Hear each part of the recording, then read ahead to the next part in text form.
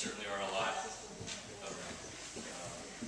Growing up here on the East End, I always had a desire to go to commercial fishing with Captain Norm Sr., my grandfather, Norm Jr.'s father.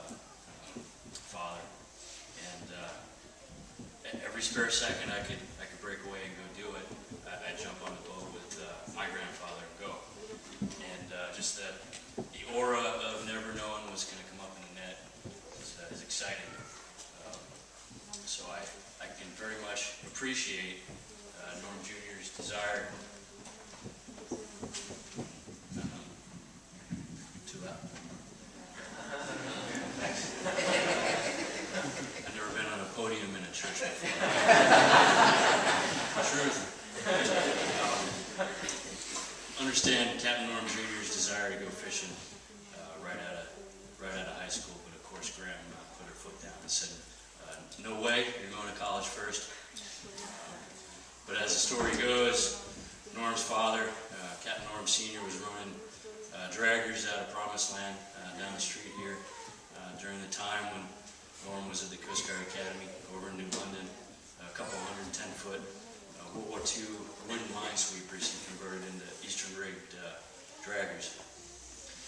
Norm would come over on weekends, holidays with a few buddies, and his father would allow him to take a boat out in the Sound, off the point, targeting groundfish, whatever they could scare up. And I can picture the excitement on him and his buddies' faces showing up for weekends like that.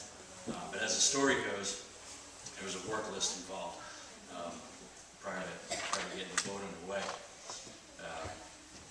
110-foot boat, wooden, requires a lot of maintenance. So I think it sounds like they typically got handed a paint can, brushes and rollers, and there was an extensive work list before they were able to take in all lines. So I could see the paint flying, brushes going everywhere, rollers flying, and I can see one of them getting underway with probably not a single spot of dry paint going out to the harbor. So it makes me smile. Captain Norm was proud of many things, his beautiful family, of course, first and foremost. But he had a tremendous amount of community and professional accomplishments. Command cadre on patrol boats, buoy tenders, medium endurance cutters, high endurance cutters, first Commodore at Desron over Coast Guard and Navy forces in the Middle East, CO of the International Ice Patrol. He always was on the front lines, wanted to be out there leading from the front, near the pointy end of the spear, as we say. He'd have it no other way. However, he'd always confide in me that his greatest accomplishment in his mind, somewhat jokingly, was that he never got stationed at Coast Guard headquarters. No offense, Captain O'Shea. But the folks in the uniforms and the folks who once wore a uniform can understand that sentiment. He was going to be out there on the front, teaching, leading from the pointy end.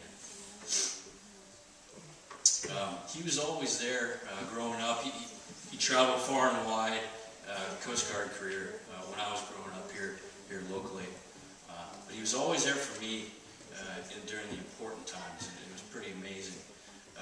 When I got my appointment to the Coast Guard Academy in '92, he flew out from the West Coast, surprised me at the award ceremony, and gave me my appointment. And he walked in wearing this uniform, very surprising, but he was there for that. It was that important to him to come present me with that. And I have no doubt he probably had some influence in my receiving that appointment. I was not a straight A student. So, thank you very much. When I graduated the academy, of course he was there.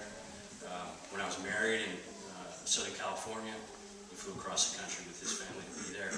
Family things are important to him. When my grandfather, Captain Norm Sr., died suddenly, tragically in '97 in a fishing accident, I was underway in the Bering Sea on the Coast Guard cutter Sherman. one of 3 engineer and watchstanders, and the CEO couldn't let me go. I didn't fly back before the funeral, but it was Captain Norm Jr. who called me up on the ship's phone, told me the story, told me about it, consoled, told me it was okay. He was there for me then.